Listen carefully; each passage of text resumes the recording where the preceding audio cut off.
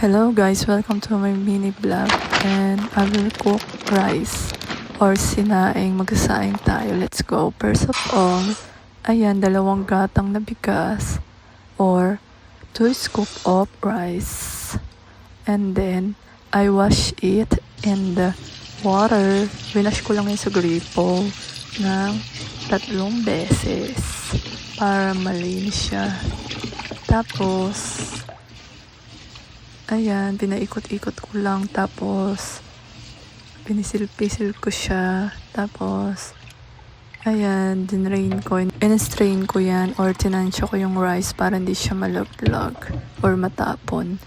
Ayan lang, inulit ko lang ginawa ko kanina.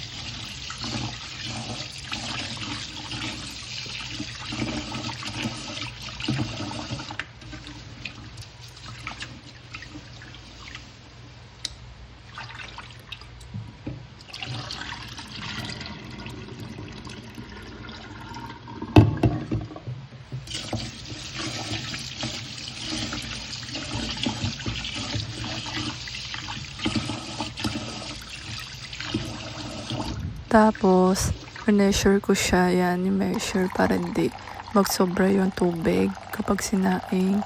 Tapos, kumuha kami sa mineral water. Mineral water daw. Tapos, ay ikot-ikot ko lang. Measure ko yung water kung tama. Yan lang. This is the right measure daw sa hand. Ayan.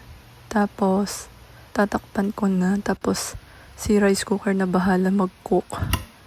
Ayan lang. Thanks for watching. Don't forget to support all my channel. Bye!